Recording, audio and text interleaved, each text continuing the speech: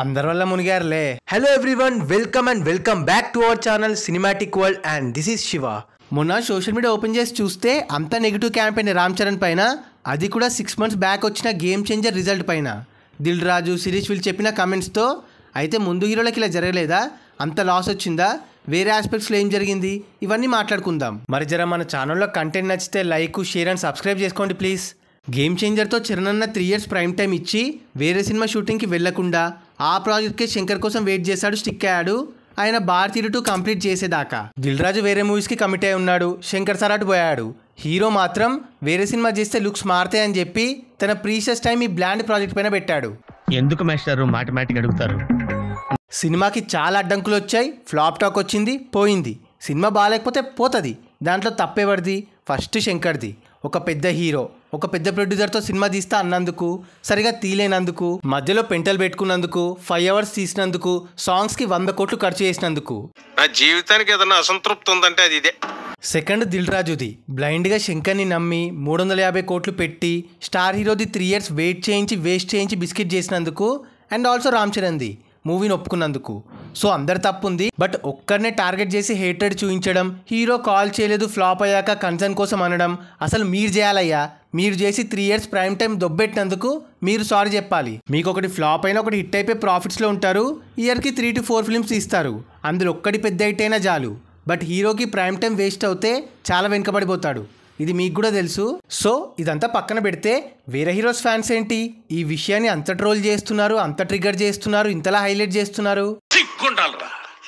యుద్ధం కూడా ఆ తర్వాత ఆపేస్తారా అంతే అనిపిస్తుంది. పాస్ట్లో ఇలా జరగలేదా ఏంది? దీనికంటే దారుణంగా అయ్యాయి.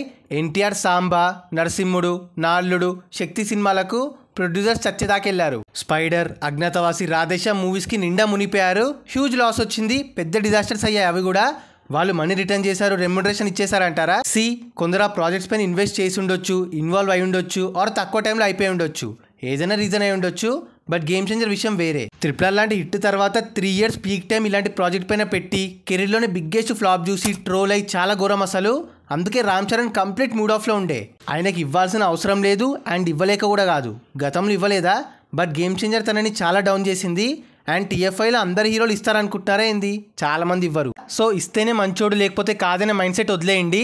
అసలు శంకర్ని డిమాండ్ చేయండి, అంత పెద్ద డైరెక్టర్ కదా, ఆయనని ట్యాగ్ చేసి అడగండి ఎందుకు ఈ ప్రోడక్ట్ ఇచ్చాడు, ఎందుకు ఇంత టైం వేస్ట్ చేశాడు అడగండి.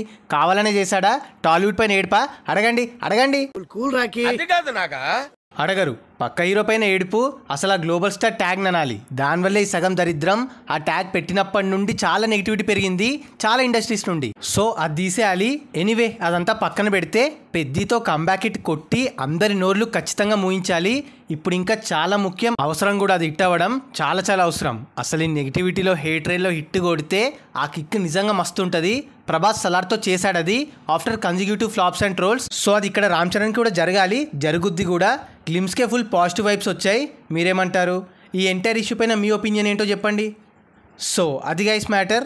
Recent controversy and negativity issue Ram Charan పైన. మరి ఈ వీడియో పైన మీ పాయింట్ ఆఫ్ వ్యూని కింద కమెంట్ చేసి షేర్ చేసుకోండి. అండ్ పెద్ది పైన మీ ఎక్స్పెక్టేషన్స్ ఎలా ఉన్నాయి? అండ్ గైస్ కింద కమెంట్ అండ్ డిస్క్రిప్షన్లో మన ఇన్స్టా పేజ్ లింక్ ఉంది, ఫాలో అవ్వడం మాత్రం మర్చిపోవద్దు ప్లీజ్. మీకోసం అన్స్టాపబుల్ స్టఫ్ అక్కడ. అండ్ ఈ వీడియో నచ్చేస్తే please like, share and subscribe చేసుకోవడం మాత్రం మర్చిపోవద్దు. అండ్ ఇంకో మంచి ఇంట్రెస్టింగ్ వీడియోతో మళ్ళీ కలుస్తాం. Until then take care, bye.